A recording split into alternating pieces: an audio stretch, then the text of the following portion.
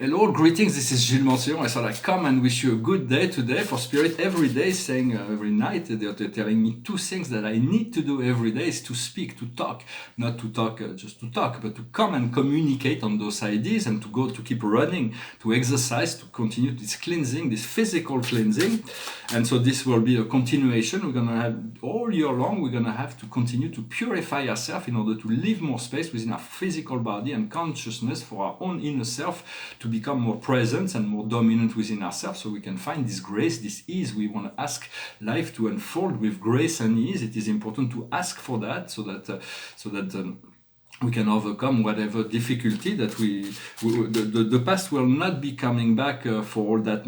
Everything's going to be new, and there's going to be all kinds of newness coming this year. I'm going to pull 12 cards to look at this year 2020. The signification of this reading will have a threefold signification. The first, he will address the 12 houses, which is the 12 aspect of consciousness, the whole zodiac that everybody needs to address. He will address the ideas of each sign, and he will also address each month of the year. And then we'll have to look back to see if the mirror was faithful when we look back at this in a year from now. So for January specifically, and then for Aries specifically, more specifically, and then for everybody, it's what is potential before us. And what is potential is solution. The idea is that the more time we spend on the problem, the less time we spend on the solution. So it's going directly to the solution, to let go of the problem and to go toward what is wanted in order to bring everything back into alignment. So that is potential. This solution is already there. It is potential. Then for the month of February, more specifically, so this solution will come in January, which is nice. For February, then more specifically for the Taurus and for everyone, is what we possess already. And here it's generosity. To be general in a material sense, but also to be generous in a spiritual sense, and to be not too much in judgment of others for their choices, to allow everybody to make their own choices and to be detached from the process. But we possess this generosity, and this generosity will be expressed in February. Then in March, then more specifically for the Gemini, but for everyone, it is our mental communication, our travel, and here we have clairvoyance. So there's going to be a great deal more clairvoyance. We can never have enough. We can always be more clear. Even when we get to full consciousness, there is new level of full consciousness so we want to return to this full consciousness, to know who we are, to know thyself, not to know who we are as an individual mortal, man or woman, but to know thyself as a divinity, as a divine being of love and light that were created eternally and loved by the creator of all. And so this clairvoyance will continue to expand within our consciousness as we eliminate the blockages that we had. And this will, for March, there will be a lot of clarity coming. Then in April, then more specifically for the Cancer, and for everyone, it is the inner world and the immediate environment. And here we have communication. So it is good to communicate. There is much communication that comes from within, and that will be able to, communication will be, we have to communicate well with our surrounding, our immediate surrounding, to be clear in our communication. It is good. The power of thoughts and words are extremely powerful. We don't realize how powerful it is. And it is good to be very concise and precise and clear in relationship to what we communicate. We want to be simple and clear in relationships to that, so that we can be understood in a simple way. And Janvier, February, March, April. Then in May, specifically for the Leos, but for everyone, it is the passion, the heart, the friend. And here we have luck. So it will be a lucky year in relationship to all our creative pursuits and family relationships. Then in Virgo, but in June, for the Virgo specifically, and the Virgo is the sixth house is really how we nourish ourselves spiritually and materially, and it is action. For action is very important. We live in a magnetic universe, so we have to give out energy in order to receive something. Yet beingness is more important than doingness. We are human beings. We are not human doing. so beingness is who we are while we do things is more important than what we do. But once we realize our beingness, we're going to be moved into action. And so we will be nourishing ourselves from that action.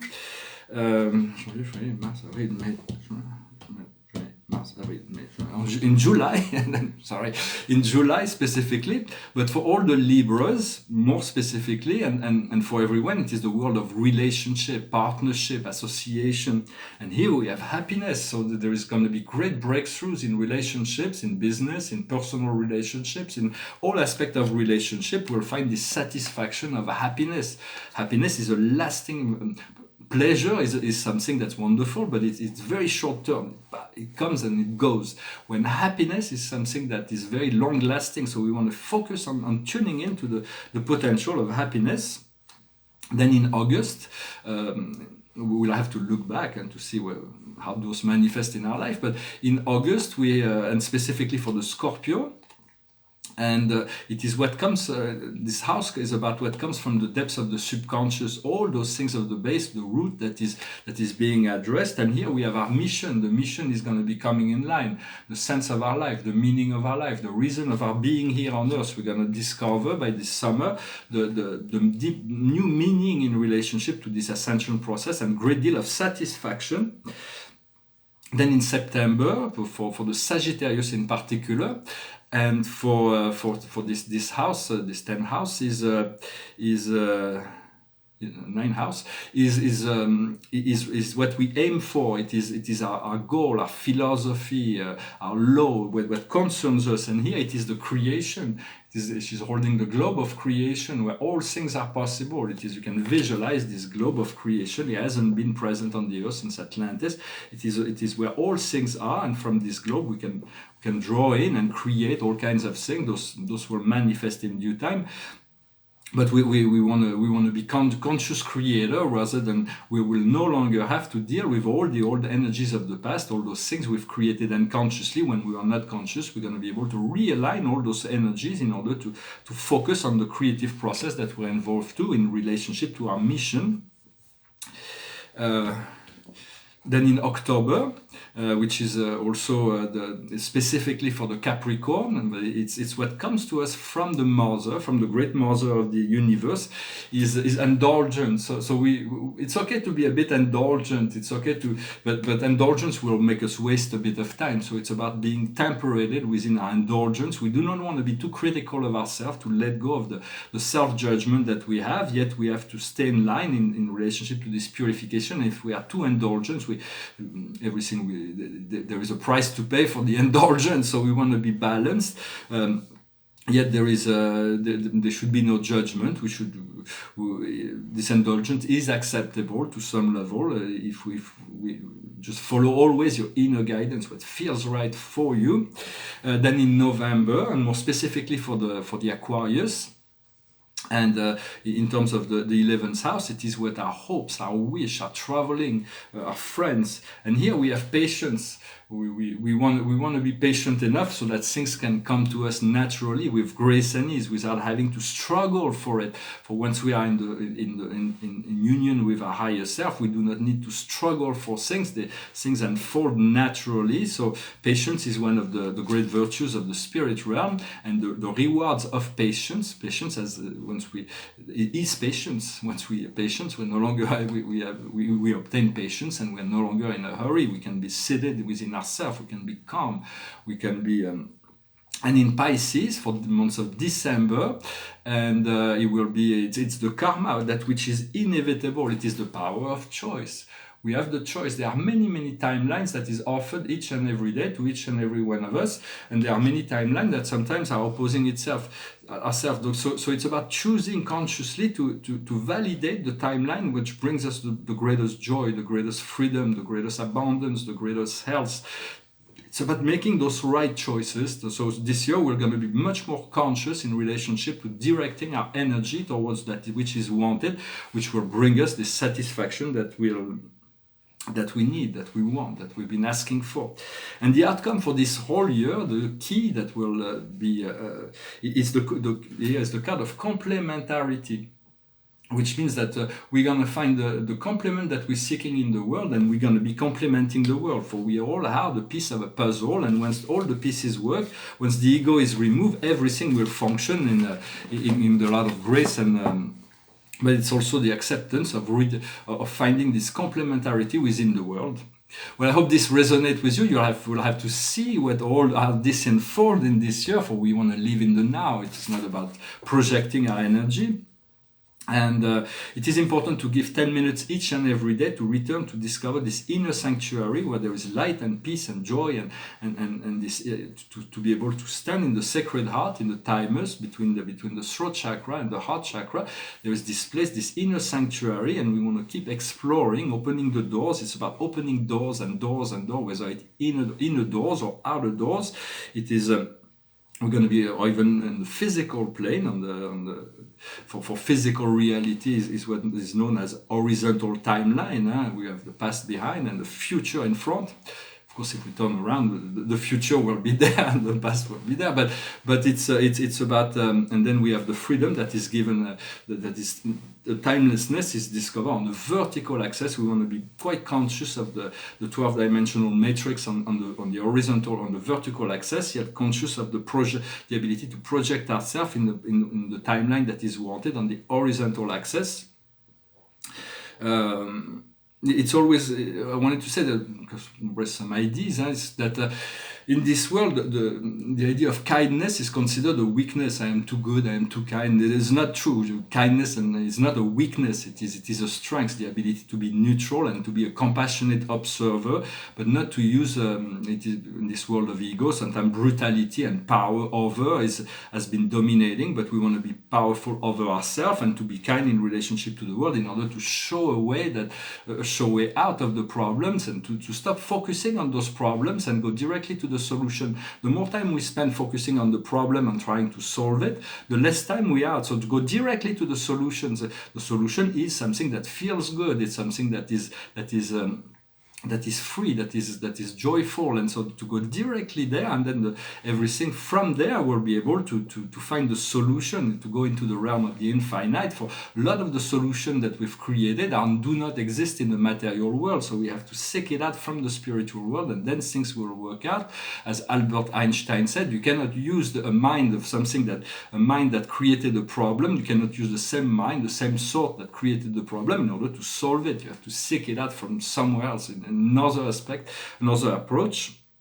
For understanding, the earth is completely capable of regenerating itself, finding the balance to replenish the ocean. We just need to be more conscious and to assist in this process. There are going to be many scientific breakthroughs that are coming, even in medicine. And one of the points of this transition from a materialistic to a more spiritual society is going to be to eliminate illness, to be able to have long and healthy life. But it's not always through contemporary to traditional medicine. It doesn't mean that pharmaceuticals are bad or anything. There is some good medicine. But it's like immortality will not be about taking a pill or anything. It's immortality is a state of being, a state of consciousness, and even ascension. If we don't complete this ascension in a physical body, we'll be able to. It's much easier to complete the ascension once you achieve the point of connection with this knowledge of your eternal soul. You can complete it without the body, but what we're seeking is to achieve it in the physical body, which is much harder.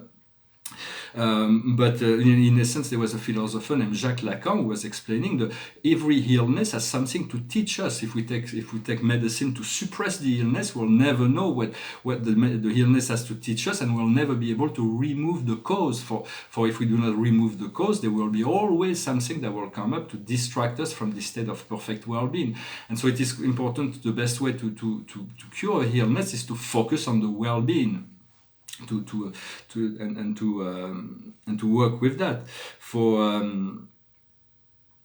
There's going to be also a lot of new technologies that are going to be coming, even the space exploration, the Star Trek and all those, they will be coming into alignment far before the 24th century. We're going to be able, as soon as we make this first contact, we're eager to, this year, there may be the first signs of the first contact, the connection. It will probably be with the Pleiadians, our cousins, our more direct cousins. They resemble us, they're more beautiful, more taller and healthier, so to speak, mentally. They're ascended beings, but they hold a physical presence that is very humanoid and very close to us. So they will probably be, unless it is the Yael, which are hybrid races, that will come, but we're going to be able to be, once we make this first contact, we'll be given biological ships, the starships, primitive, that we're going to be able to map out the galaxy and start traveling through the inner planes, through the interdimensional.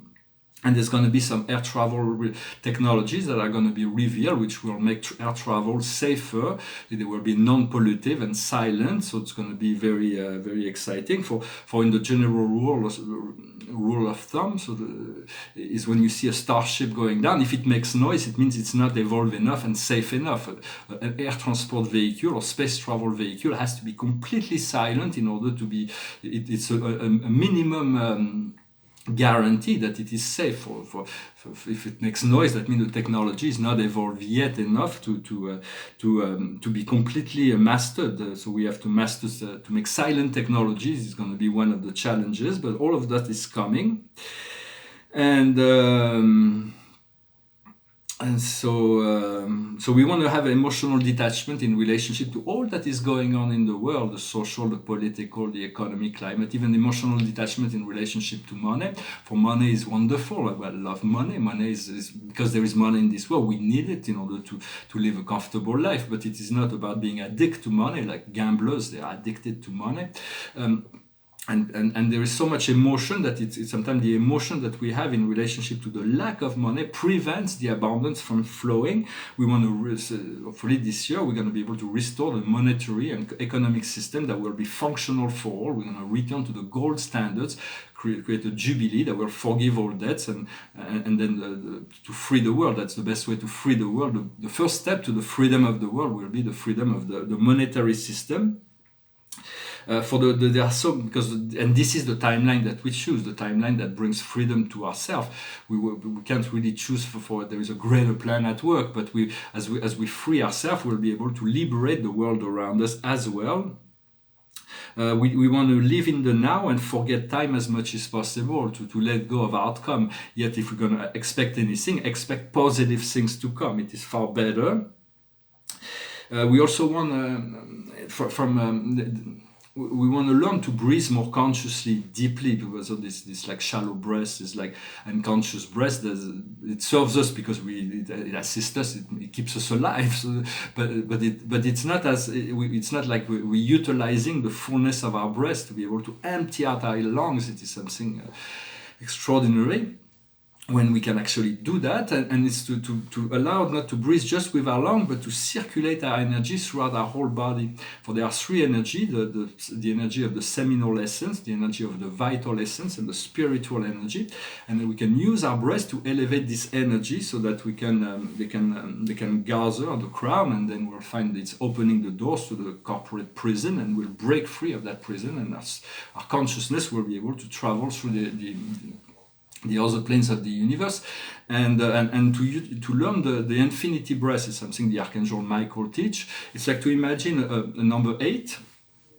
that goes above your head and below your feet, and it meets on the navel.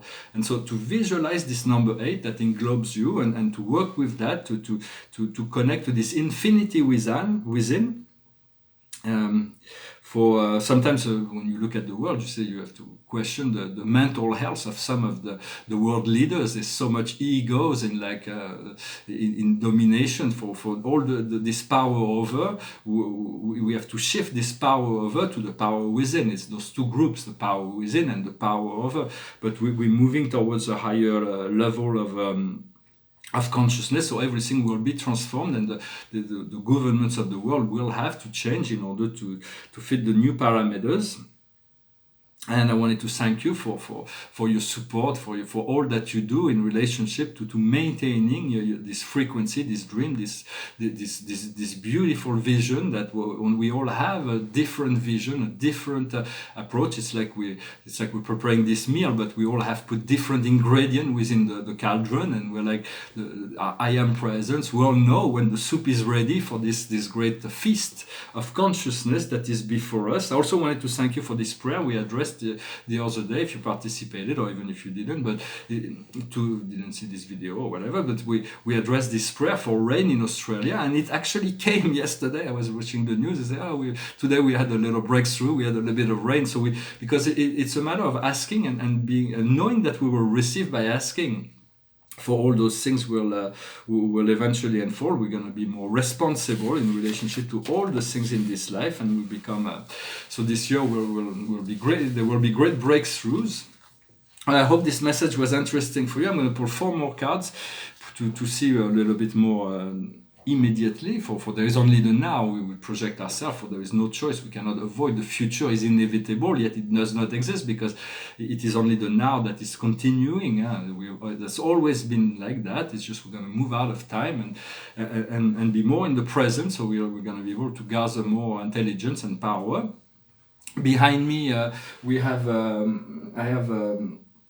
This is a painting of the luncheon on the grass. It's a study I did from this Manet. From Manet. I did about 4 studies on paper. I like this one. It's a kind of funny piece. Those are studies on the art history, and this is a painting on astronomy with the 150 major planets of our solar system. It's a symbolic painting. There is the symbols and the name. Each planet has a symbol which is connected to higher frequency energy. And the symbols are keys that open doors to higher truths. Everything is symbol. It's very important to connect to this world of symbols, because the symbols, the world of symbols, letters are symbols, numbers are symbols. We're in 2020. We need 2020 vision on the world, and in relationship to all that is in our life, all that is relevant within our life. So this is the 3rd painting I did on that subject matter. When I get move into a large studio, I'm going to be able to do some much more sophisticated painting. I'm going to continue to work on those sort of artworks, those cosmic paintings. I'm going to sing a song first and then pull 4 cards. It's a song, very easy, simple song, but they're still very powerful. That's from the Beatles. It goes like this. Close your eyes and I'll kiss you. Tomorrow I'll miss you. Remember, I'll always be true. And then while I'm away, I'll write home every day, and I'll send all my loving to you. I'll pretend that I'm kissing the lips I am missing, and I hope that my dream will come true. And then while I'm away, I'll write home every day, and I'll send all my loving to you. All my loving I will send to you. All my loving, darling, I'll be true. Close your eyes and I'll kiss you. Tomorrow I'll miss you. Remember, I'll always be true. And then while I'm away, I'll write home every day, and I'll send all my loving to you. All my loving I will send to you. All my loving, darling, I'll be true. All my loving, all my loving, all my loving I will send to you. Great songs, Paul McCartney and John Lennon, I think. I'm not sure. Those classic songs, some of the small songs, there's some very simple music that do not, they remain, they keep their spirit. The art that has the most soul and spirit, the more love inside, the more will remain. It's like the more spirit there is into something. It's not so much about the form, but about the essence of what is within, that really guarantee the survival of those images or those melodies. So the highest wisdom for us is reparation.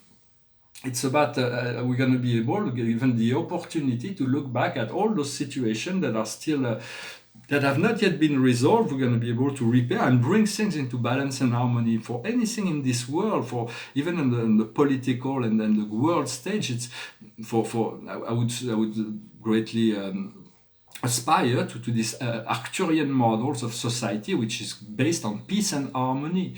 Peace and harmony, concord, to be able to blend in, to find a balance of harmony. balance and harmony, to find this, and for that we're going to need to address certain things in order to bring them back into alignment so that we don't have to address them again.